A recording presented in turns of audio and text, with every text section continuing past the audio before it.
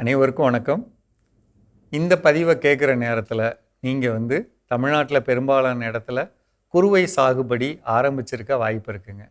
இந்த குறுவை சாகுபடியில் எந்த வகையான நெல்லை தேர்ந்தெடுக்கலாம் அப்படிங்கிறது எதை பொறுத்தது அப்படின்னா, முடிஞ்ச அளவுக்கு எல்லாரும் சாப்பிட்ற மாதிரியான சாப்பாட்டுக்கான அரிசி நீங்கள் பயிரிடுறது ரொம்ப நல்லதுங்க.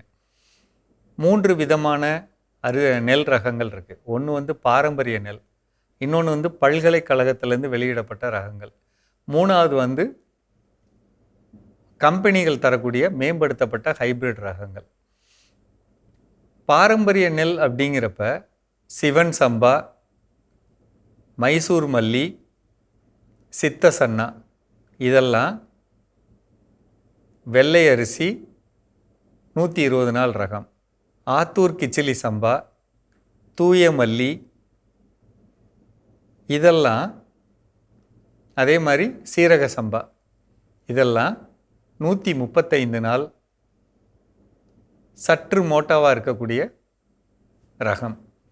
ஆகக்கூடி இந்த 6 ரகமுமே மக்களால் அதிகம் விரும்பக்கூடிய வகையிலான நெல் ரகம்.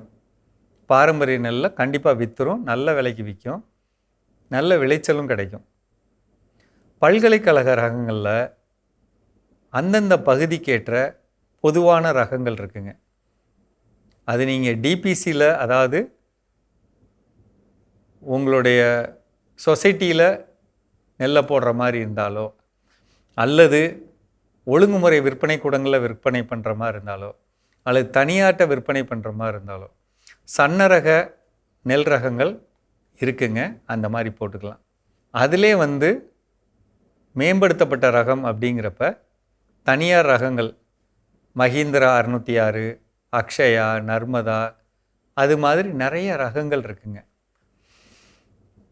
எல்லாமே சராசரியாக 2400 கிலோ ஒரு ஏக்கருக்கு தரக்கூடிய வகையிலான ரகம். இதெல்லாம் சாப்பாட்டுக்கு அப்படின்னா இட்லிக்கு ஆகிற மாதிரி, அதுக்கான மாவுச்சத்து அதிகம் உள்ள மாதிரி ரகங்கள் பாரம்பரிய ரகத்தில் நிறையா இருக்குங்க. சிவப்பு அரிசியாகவும் இருக்குது. அதே மாதிரி பல்கலைக்கழகத்தில் மோட்டார் ரகங்கள் நிறையா இருக்குங்க. ரொம்பவும் முக்கியமாக ஏடிடி 37, டிபிஎஸ் 5, இதெல்லாம் நிச்சயமான விளைச்சல் தரக்கூடியது. பிபிடிஓ, ஆர்என்ஆரோ, இது மாதிரி ஆந்திர வகைய பல்கலைக்கழகத்தோட ரகங்களும் இருக்குது. அதுவுமே உங்களுக்கு நல்ல விளைச்சல் தரக்கூடியது. ஒரு விஷயம் நல்லா தெரிஞ்சுக்கங்க, எந்த ரகமாக இருந்தாலும் பட்டம் அப்படிங்கிற ஒரு வார்த்தையை சொல்லிட்டு இது வரும் வராது அப்படிங்கிறத விட தரமான நெல் வாங்கி உங்களுடைய மண்ணுக்கு ஏற்ற மாதிரி, உங்களுடைய மாவட்டத்துக்கு ஏற்ற மாதிரி, உங்களுடைய மண்ணோட தரத்துக்கு ஏற்ற மாதிரி முன்கூட்டியே இடுபொருள்களை வாங்கி வச்சு அல்லது தயார் பண்ணி வச்சு போதுமான அளவில் கொடுக்குறப்ப நிச்சயமான வெற்றி கிடைக்கும். இதில் நீங்கள் கையில் எந்த பொருள் இல்லாமல் விவசாயம் பண்ணால் நிச்சயம் விளைச்சல் குறைஞ்சிரும்.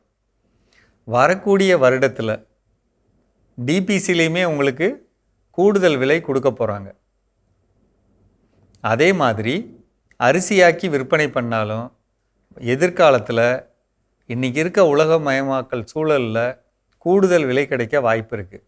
அந்த மனசில் வச்சுக்கிட்டு முன்கூட்டியே அதுக்கு வேணுங்கிற இடுபொருள்கள் எந்தெந்த நேரத்தில் நமக்கு தொல்லைகள் வரும் அப்படிங்கிறத ரகத்துக்கு ஏற்ற மாதிரி தெரிஞ்சு வச்சுக்கிட்டு எந்த நேரத்தில் எதை கொடுத்து வளர்த்தா நமக்கு அதிகமான லாபம் கிடைக்குங்கிறத மட்டும் பார்த்துக்கணும்.